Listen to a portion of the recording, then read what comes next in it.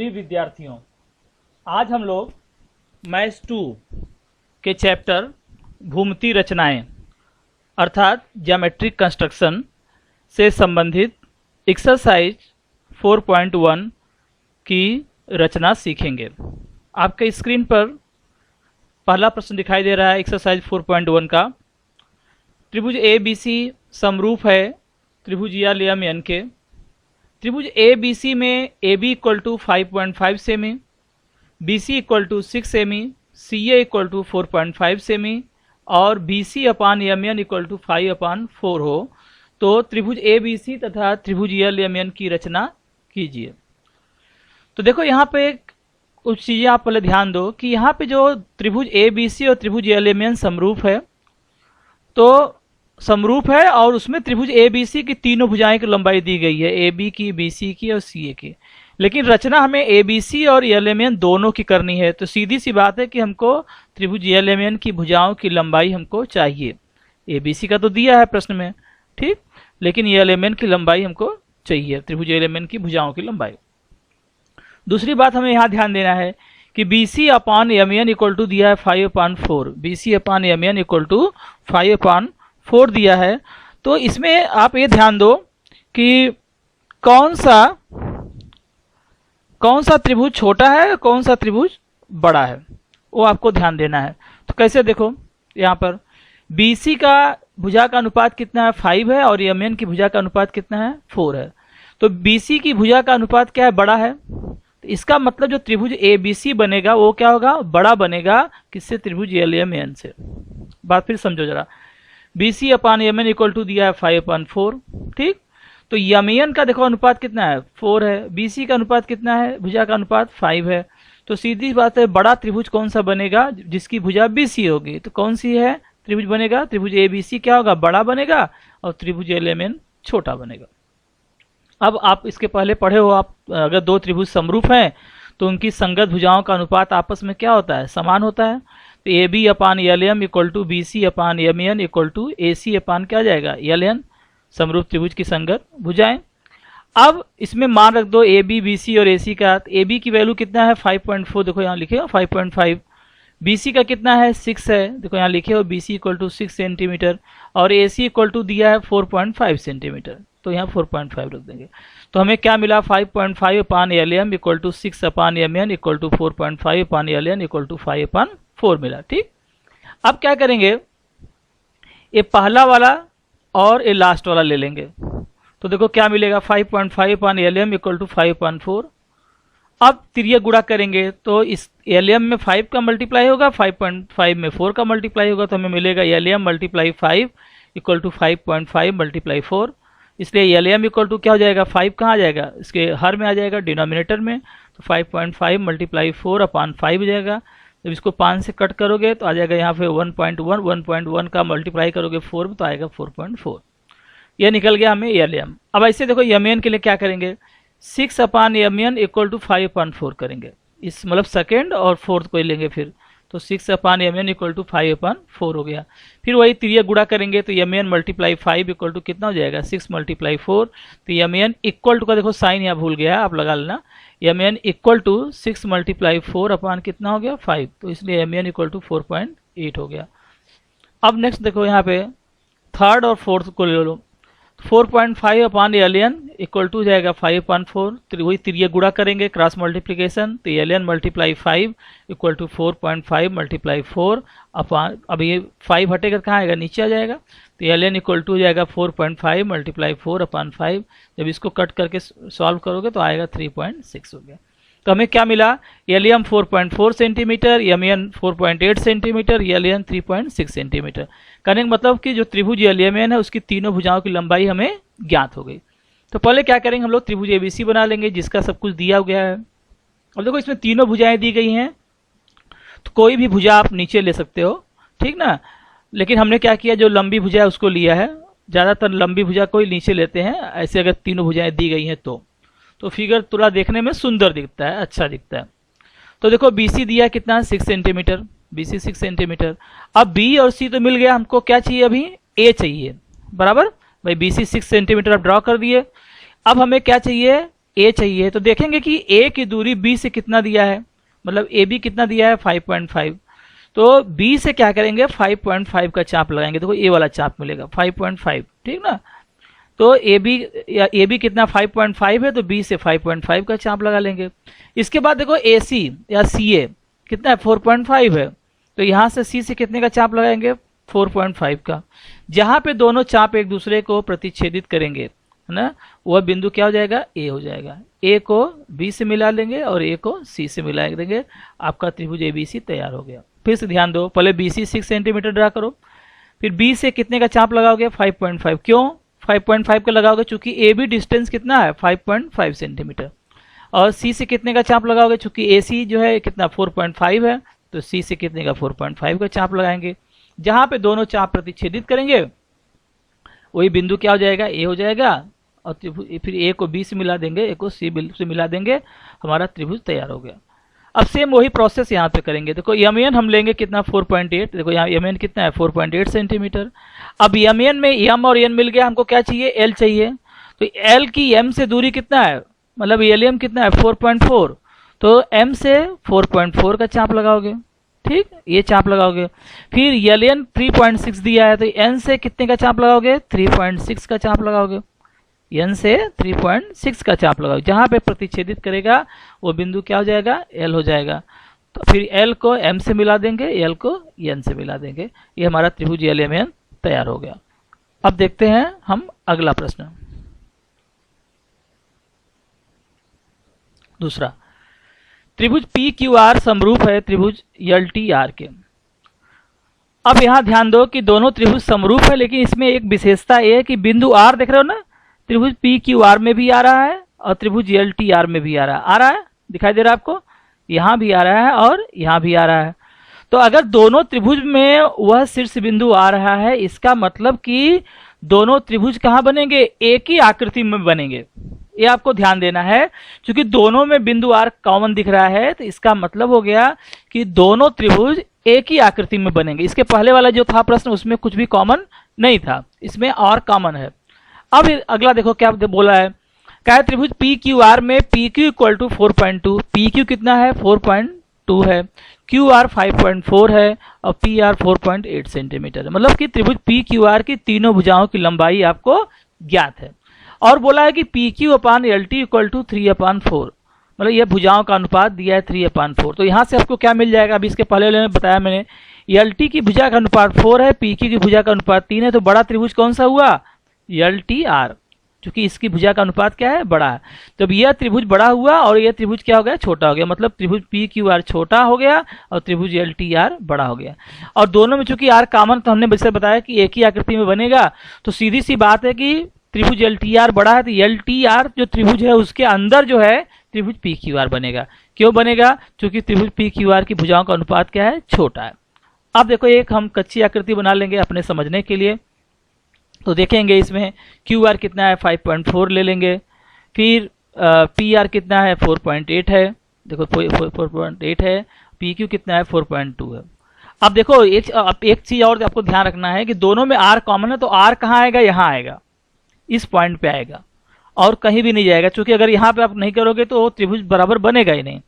तो आर यहाँ हो गया, तो सीधी सी बात आर यहाँ हो गया तो पी क्यू इधर आ जाएगा, तो यहाँ पे पी आ गया क्यू हो गया, तो पी आर 4.8 लेना हमको है, पी क्यू 4.2 लेना है, ठीक। अब त्रिभुज पी क्यू आर हमने जैसा बताया कि त्रिभुज पी क्यू आर से बड़ा त्रिभुज एल टी आर है, तो पी क्यू आर छोटा बनेगा और एल टी आर बड़ा बनेगा। तो क्या करेंगे, अब देखो यहाँ पे एक हमने यहाँ पे न्यून कोण चाप बनाया है, ठीक, और उस चाप पे हमने समान दूरी ले ली है R1 R2 R3 R4, क्यों 4 तक, क्योंकि सबसे बड़ा जो पार्ट है वो क्या है 4 है। तो जो तीसरा वाला पार्ट है 1 2 3, तीसरा वाला पार्ट किसका है पी क्यू भुजा का है, ठीक ना। तो पी क्यू भुजा मतलब कौन सा हुआ त्रिभुज पी क्यू आर का, तो त्रिभुज पी क्यू आर की जो यह बिंदु है इसको हम R3 से मिला देंगे, और जो R4 है वह क्या होगा, जो उसको हम लोग क्या करेंगे, इसको आगे बढ़ा लेंगे, थोड़ा आगे बढ़ा लेंगे, इसके समांतर जो दिखाई दे रहा है ना, इसके समांतर जो है ये भुजा आ जाएगी और इसके समांतर ये भुजा आ जाएगी। तो देखो त्रिभुज यल दिखाई दे रहा है ना, L T R, L T R क्या हो गया, बड़ा त्रिभुज हो गया, त्रिभुज पी क्यू आर क्या हो गया, छोटा त्रिभुज हो गया। दोनों एक ही आकृति में हो गए, दोनों में आर क्या हो गया, कॉमन हो गया। अब हम आते हैं मेन जो आकृति, कैसे आप बनाओगे इसको। तो पहले क्या करेंगे हम लोग, आर क्यू ड्रा करेंगे। कितना दिया है आर क्यू, या क्यू आर कितना दिया है 5.4। ध्यान रखना यहाँ बिंदु आर ही आएगा, यहाँ क्यू मत लिख देना उल्टा पुल्टा। यहाँ पे क्या आएगा, आर आएगा। क्यों, चूंकि आर दोनों में कॉमन है, दोनों में सामान्य बिंदु है, तो आर यहाँ आ जाएगा। अब क्यू आर कितना दिया है 5.4, आर क्यू बोलो चाहे क्यू आर बोलो एक ही बात है, 5.4 हो गया। इसके बाद देखो जब क्यू और आर यहाँ आ गया तो बचा कौन सा बिंदु, पी बचा। भाई इस त्रिभुज का क्यू आर आ गया नीचे तो पी बचा।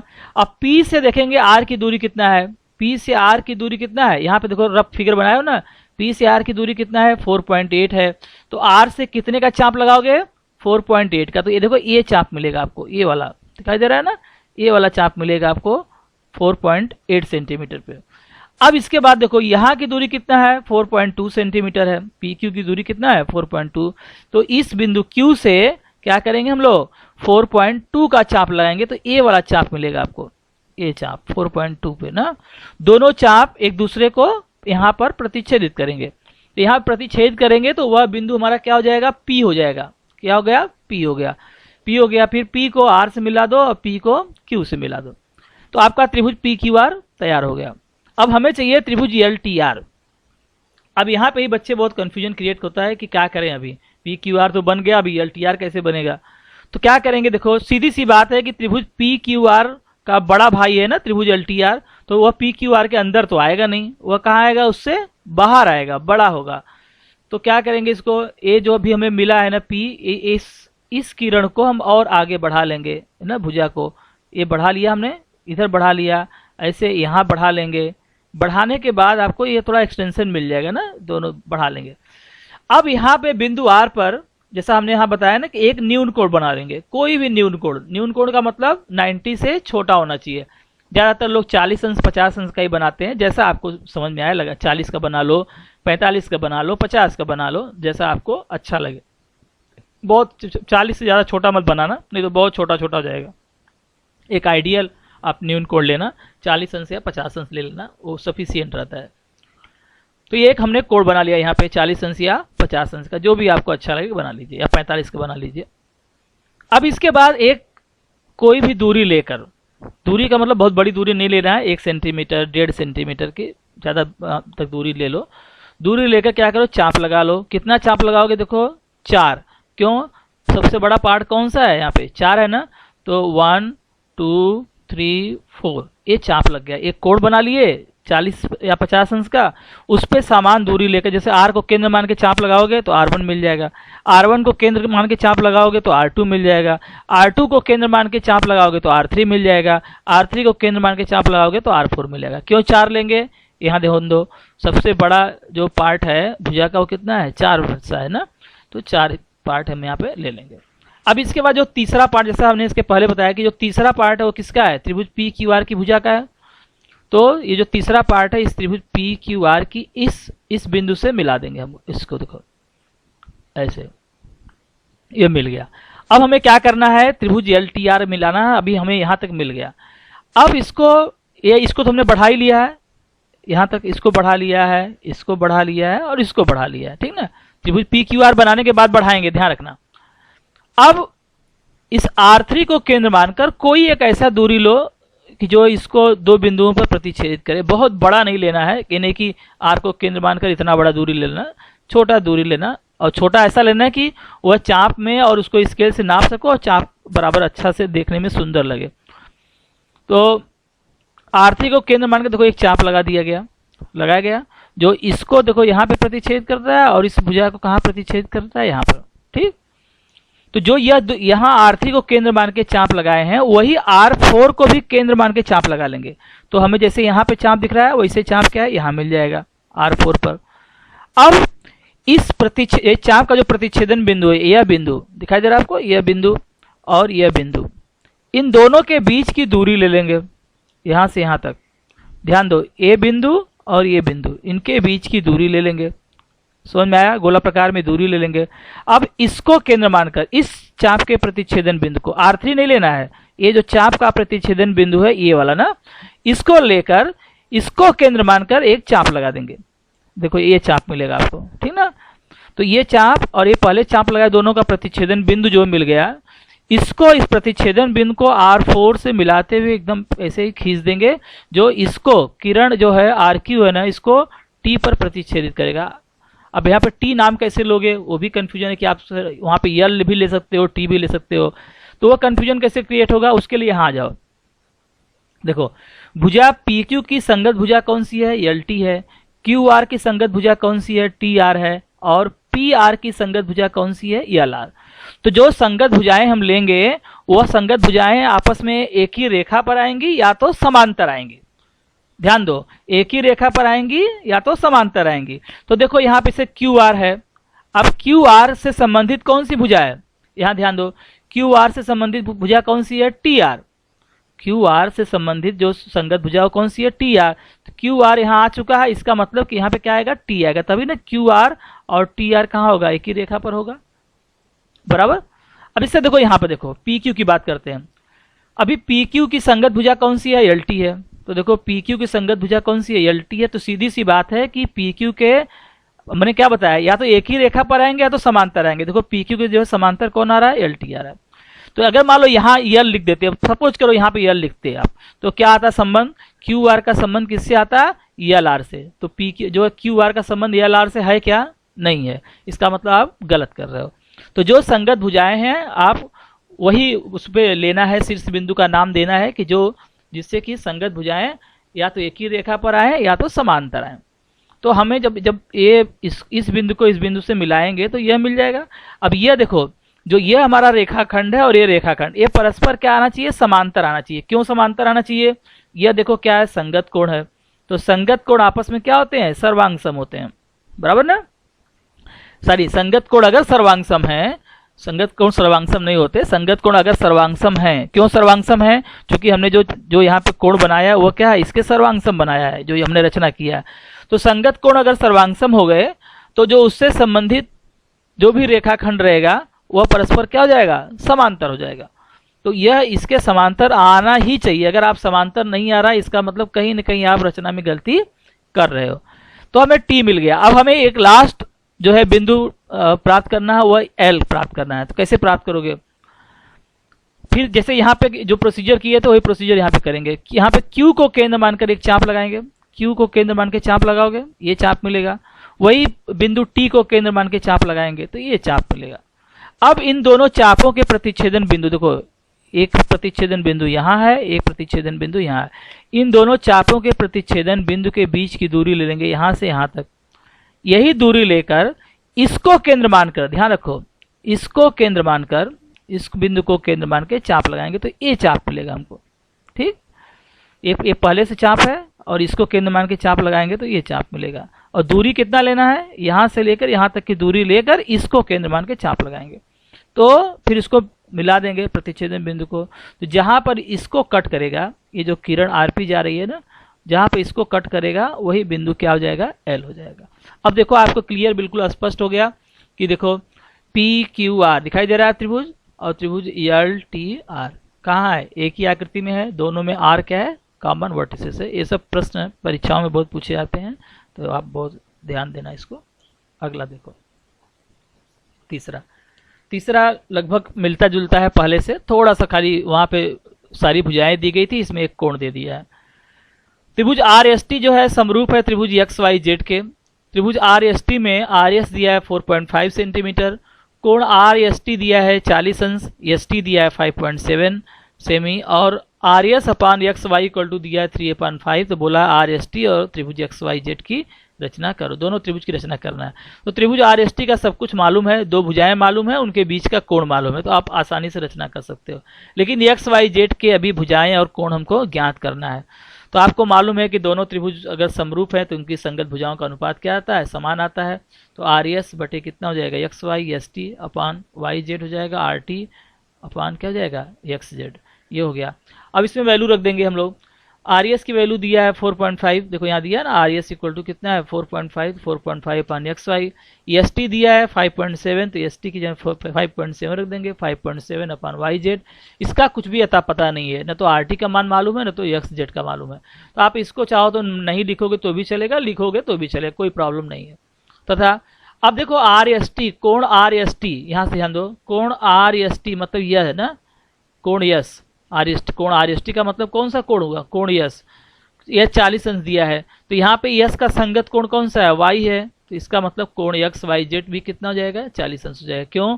क्योंकि समरूप त्रिभुज की संगत भुजा तो आपस में उनका अनुपात समान होता है, लेकिन समरूप त्रिभुज के जो संगत कोण होते हैं वह सर्वांगसम होते हैं। ध्यान दो, समरूप त्रिभुज के संगत कोण आपस में क्या होते हैं, सर्वांगसम होते हैं। संगत भुजाएं समान अनुपात में होती हैं और कोण आपस में क्या होते हैं, सर्वांगसम होते हैं। तो क्या मिल जाएगा हमको, कोण आर एस टी, कोण एक्स वाई जेड दोनों आपस में बराबर हो जाएंगे, और ये चूंकि आर एस टी 40 अंश है तो एक्स वाई जेड भी कितना हो जाएगा, 40 अंश हो जाएगा, 40 डिग्री हो जाएगा। अब देखो दो भुजाओं का अनुपात किसका निकाल लो, किसका, एक्स वाई जेड। कैसे निकलेगा, ये देखो पहला वाला हिस्सा और ये चौथा वाला हिस्सा, ये दोनों लिया हमने, यहाँ पे लिखा 4.5 अपान एक्स वाई इक्वल टू 3 अपान 5। फिर ये गुणा करेंगे जैसे पहले प्रश्न में आपने किया था, 3 multiply X Y equal to 4.5 multiply 5 हो गया, 4.5 मल्टीप्लाई 5 हो गया, तो एक्स वाई इक्वल टू हो जाएगा 4.5 मल्टीप्लाई 5 अपान 3, 3 आ जाएगा नीचे, तो एक्स वाई इक्वल टू हो जाएगा 7.5 हो गया। ठीक ना, ऐसे ही हम ये सेकेंड और फोर्थ को लेंगे, सेकेंड और फोर्थ को लेंगे तो 5.7 upon y Z equal to 3 अपान 5, वही तिरिया गुणा करेंगे तो इसको सॉल्व करो तो आ जाएगा वाई जेड इक्वल टू 9.5। तो पहले हम लोग क्या करेंगे, त्रिभुज आर एस टी की रचना कर लेंगे। इसमें देखो एस टी दिया है 5.7, एस टी दिया है 5.7 सेंटीमीटर, और यस पे कितने का कोण बनाना है, 40 अंश दिया है ना आर एस टी, तो यस कोण यस कितना 40 अंश, यहाँ पे 40 अंश का कोण बना लेंगे। 40 अंश का कोण बनाने के बाद आपको ये ध्यान देना है कि आर एस कितना है 4.5, भाई यस मिल गया, टी मिल गया, हमको आर चाहिए ना, और आर की दूरी यस से दिया है कितना 4.5 दिया है, तो यस को केंद्र मानकर, ध्यान दो, यस को केंद्र मानकर 4.5 का चाप लगा लेंगे, ये चाप लगा लेंगे, किसको केंद्र मानेंगे, यस को, तो ये हमें चाप मिल जाएगा 4.5 सेंटीमीटर का। जो ये चाप मिलेगा इसको टी से मिला देंगे, तो देखो त्रिभुज आर एस टी हमें तैयार हो गया, यहाँ पे आर लिख देंगे। अब आ जाओ यहाँ पे त्रिभुज एक्स वाई जेड में, वाई जेड लेना है 9.5 सेंटीमीटर, देखो यहाँ आया ना, वाई जेड कितना आया 9.5 सेंटीमीटर, कोण वाई कितना है 40 अंश है, वाई कितना है 40 अंश, यहाँ पे 40 अंश कोण बना देंगे। फिर उसमें से एक्स वाई लेना है कितना 7.5 सेंटीमीटर, तो एक्स वाई 7.5 के लिए क्या करेंगे, वाई से 7.5 का चाप लगा देंगे, किससे, वाई को केंद्र मानकर गोला प्रकार में 7.5 सेंटीमीटर दूरी लेकर चाप लगा देंगे, जहाँ पे कट करेगा वो बिंदु एक्स हो जाएगा। अब एक्स को क्या करेंगे, जेड से मिला देंगे, तो हमारा त्रिभुज एक्स वाई जेड तैयार हो गया। अगला प्रश्न, त्रिभुज ए एम टी और त्रिभुज समरूप है त्रिभुज ए एच ई के। अब ध्यान दो, अभी जो उसके पहले देखो, जो इसके पहले प्रश्न था उसमें क्या था, देखो यहाँ पे कुछ भी समान था क्या, नहीं ना, अब इसमें क्या हो गया, त्रिभुज ए एम टी और त्रिभुज ए एच ई में ए समान हो गया, देख रहे हो ना, कोण ए शीर्ष बिंदु दोनों में क्या है, सामान्य है, तो ये कैसे लगेगा, दूसरे जैसे दूसरा वाला प्रश्न किए थे ना वैसा होगा। त्रिभुज ए एम टी समरूप है त्रिभुज ए एच ई के, त्रिभुज ए एम टी में ए एम दिया है 6.3, कोण टी ए एम 50 दिया है, ए टी दिया है 5.6 सेंटीमीटर, और A M upon A H equal to 7 upon 5 दिया है, तो त्रिभुज ए एच ई की रचना करो। तो देखो यहाँ ए एम की का जो भुजा है उसका जो अनुपात है वो कितना 7 है और ए एच का 5 है, तो बड़ा वाला त्रिभुज कौन सा बनेगा, ए एम किसका है, ए ना, तो त्रिभुज ए एम टी क्या बनेगा, बड़ा बनेगा, और त्रिभुज ए एच ई छोटा बनेगा, तो इस बड़े त्रिभुज के अंदर ही छोटा त्रिभुज ए एच ई आएगा। ये आपको ध्यान देना है कि जिसकी संगत भुजा बड़ी होगी वही त्रिभुज बड़ा होगा, तो यहाँ पे त्रिभुज ए एम टी बड़ा होगा, त्रिभुज ए एच ई छोटा होगा, और दोनों एक ही आकृति में बनेगा। क्यों? क्योंकि दोनों में ए क्या है, कॉमन है, और हमने बताया जो कॉमन पॉइंट रहेगा वो कहाँ आएगा, यहाँ पे आएगा। तो यहाँ पे देखो आ गया, और ए एम का संबंध किससे है, ए एच से है, एम टी का संबंध किससे है, एच ई से है, और भुजा ए टी का संबंध किससे है, भुजा ए ई से। तो वो भी आपको ध्यान रखना है कि जो संगत भुजाएं वो बिल्कुल डिस्टर्ब नहीं होना चाहिए। तो देखो इसे हमने यहाँ ए ले लिया, ठीक ना, तो बचा कौन सा, अभी ए ले लिया तो क्या बचा, एच ई बचा, तो यहाँ पे हमने एच ले लिया, तो ए एच इक्वल टू, क्यों यहाँ पे लिया गया एच, वो भी ध्यान रखो आप कि यहाँ पे देखो लिखा ना, इस त्रिभुज का दिया है मान, त्रिभुज ए एम टी का, तो यहाँ पे ए ले लिया, इसके बाद ए एम दो दिया कितना, ए एम, 6.3 दिया, तो ए से एम तक की दूरी हमने कितना ले लिया, 6.3 लेंगे, और ए से टी तक की दूरी दिया है कितना, ए से टी तक का 5.6 लेंगे, तो हमारा टी ए एम तैयार हो जाएगा। उसके बाद इसी के अंदर त्रिभुज ए एच ही आना चाहिए, तो कैसे आएगा, अभी देखो 7 भाग है ना, तो यहाँ पे 7 पॉइंट ले लेंगे इक्वल डिस्टेंस पर, और जो 7वां पॉइंट है, देखो यहाँ थोड़ा डिलीट हो गया है, 7वां जो पॉइंट है A5 A6 A7, A7 को M से मिला लेंगे, मिलाने के बाद फिर A5 के इसके समांतर यह आएगा और इसके समांतर यह आएगा। ठीक, तो कच्ची आकृति बना लेंगे। अब पक्की पे आ जाते हैं मेन। कच्ची आकृति पे कभी कभी ध्यान रखना कि जो ए प्रश्न है, ऐसे प्रश्नों में कच्ची आकृति आपको बनाना चाहिए, क्योंकि कभी कभी बोर्ड इस पे मार्क्स रखता है। तो देखो पहले क्या करेंगे हम लोग, पहले क्या करेंगे, एम जो दिया है ना त्रिभुज, उसी को पहले बनाएंगे। जो एम कितना दिया है 6.3, तो एम हो गया हमारा 6.3 सेंटीमीटर। जब यह 6.3 हो गया और यहाँ पे जो कोण दिया है ना कोण टी ए एम, तो मतलब इसका मतलब कोण ए पर, यहाँ से समझ लो कोण ए, देखो दिखाई दे रहा ना, टी ए एम का मतलब कोण ए, ये 50 अंश, तो यहाँ 50 अंश का कोण बना लेंगे। 50 अंश कोण बनाने के बाद हम एक किरण खींच देंगे, ठीक ना। उसमें से, उस किरण में से क्या करेंगे, हमको ए टी कितना चाहिए 5.6 सेंटीमीटर, तो ए से क्या करेंगे 5.6 का चाप लगा देंगे। तो 5.6 का चाप लगाओगे, जहाँ पे कट करेगा इसको, वो बिंदु टी हो जाएगा, टी को एम से मिला देंगे। तो हमें क्या मिल गया अभी फिलहाल, त्रिभुज टी ए एम, ये त्रिभुज हमारा तैयार हो गया ना, ए एम टी।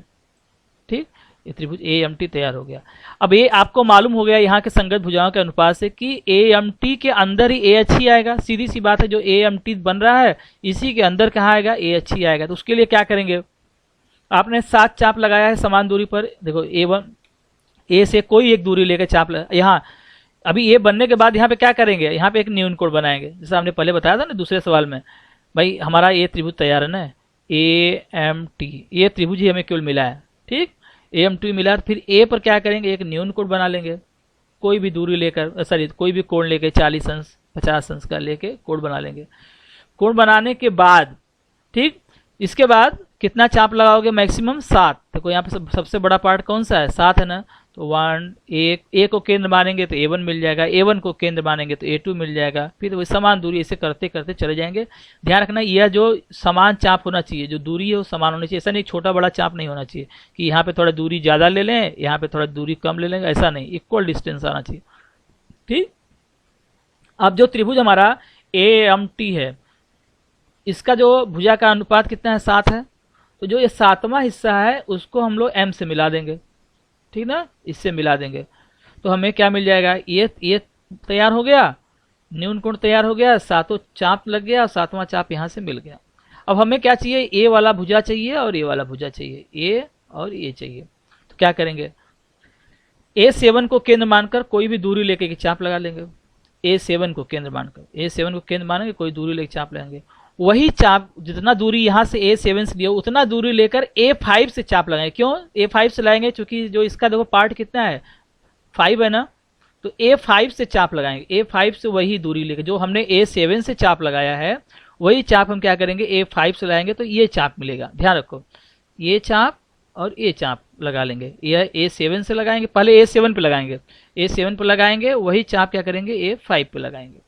अब इसके बाद जो दोनों चापों का प्रतिच्छेदन बिंदु है, देखो यहाँ पर, सॉरी इस चाप का प्रतिच्छेदन बिंदु, यह बिंदु और यह बिंदु, इनके बीच की दूरी ले लेंगे। इनके बीच की दूरी लेकर इसको केंद्र मानकर, ये चूंकि हमें मिला है प्रतिच्छेदन बिंदु, इसको केंद्र मानकर चाप लगाएंगे तो हमें ए चाप मिल जाएगा, ए वाला चाप मिलेगा, छोटा जो दिखाई दे रहा है छोटा वाला चाप।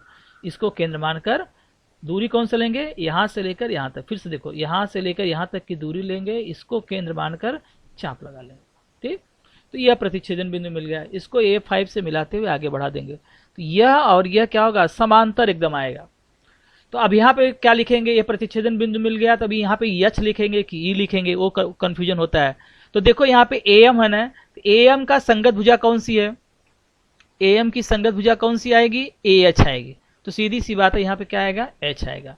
A मिल गया, H मिल गया, तो जो बचा वो क्या होगा, E होगा। अब E कैसे प्राप्त करेंगे, सेम जैसे यहाँ पे किए थे, M को केंद्र मान के चाप लगाएंगे, फिर वही दूरी लेकर H को केंद्र मान के चाप लगाएंगे।